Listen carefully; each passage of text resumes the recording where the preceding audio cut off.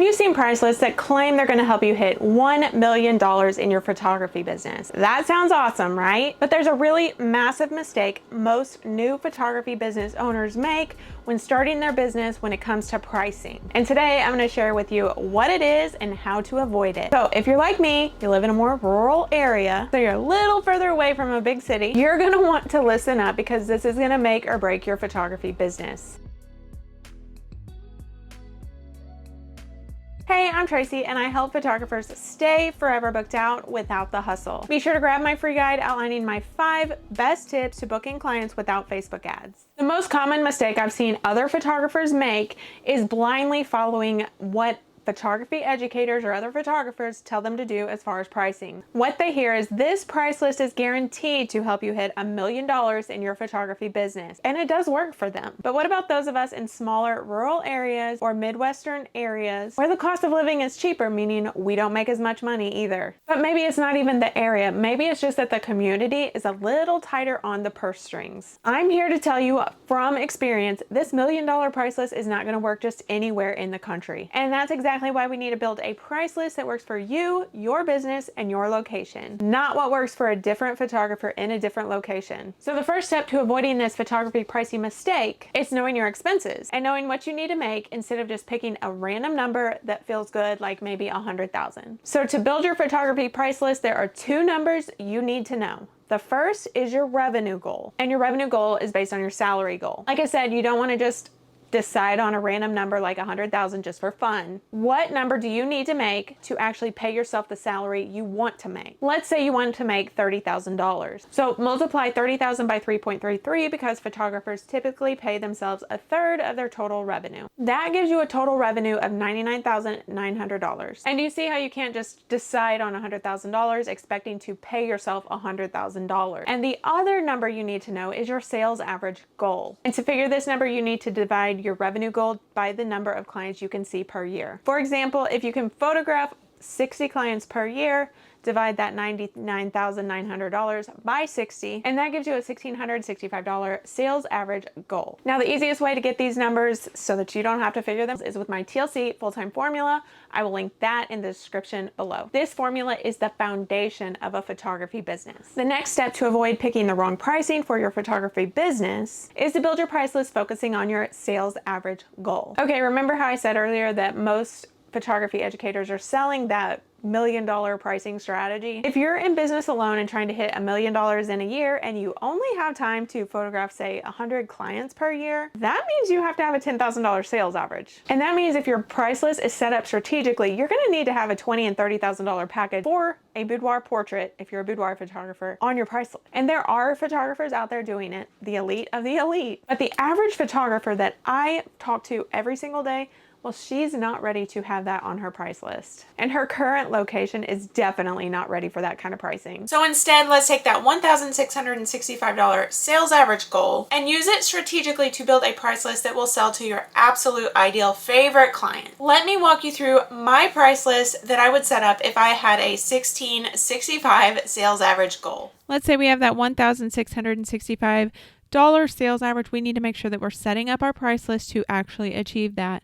So the one thing you need to know, whatever your sales average goal is, that needs to be your middle album or your middle package. We're not doing packages in this video, so what I'm talking about is that middle album. So we want to make sure that middle album is right around that sales average goal. I would recommend it being a little bit higher just to make sure that we average out to that sales average goal.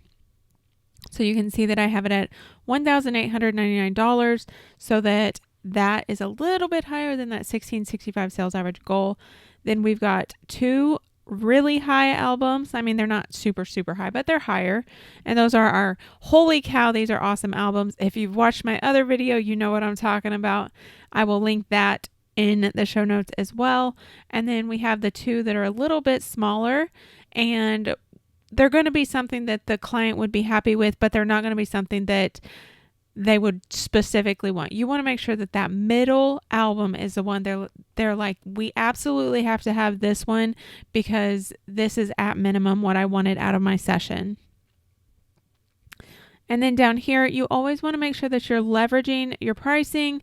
Probably talk about that coming up in the video just a little bit, but we want to have wall portraits so that we're leveraging our pricing and showing the value of our actual albums. If they're getting, say, 20 images in one of the albums and for $18.99, but one photo is $1,500, they're definitely going to be like, oh yeah, I just want to go with the album. Then I also like to have digital file packages so that if they do go with a digital package, we're still going to get right around our sales average goal. Now remember, you are going to have lower sales. You're going to have higher sales.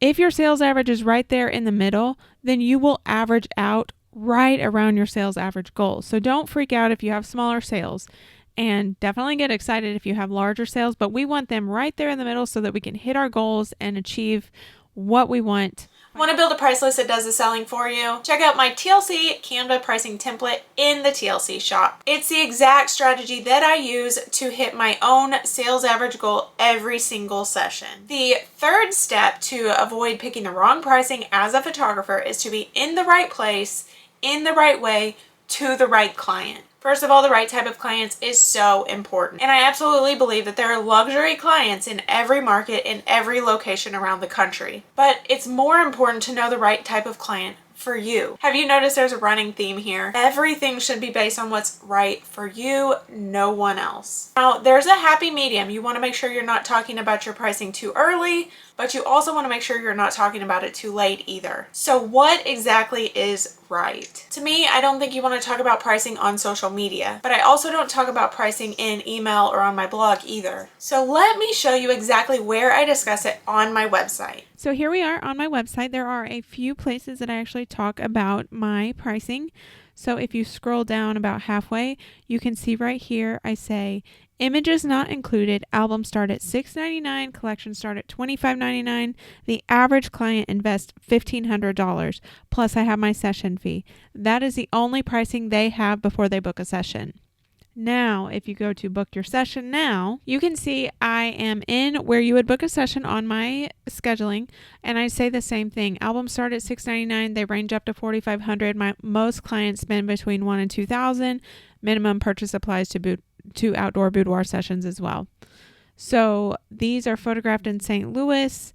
I just have that little blurb so that everyone understands that there's an extra purchase, and also they can see exactly what they can plan to spend. So now I've actually pretended like I'm actually booking a session. When you go in here, I say it one more time.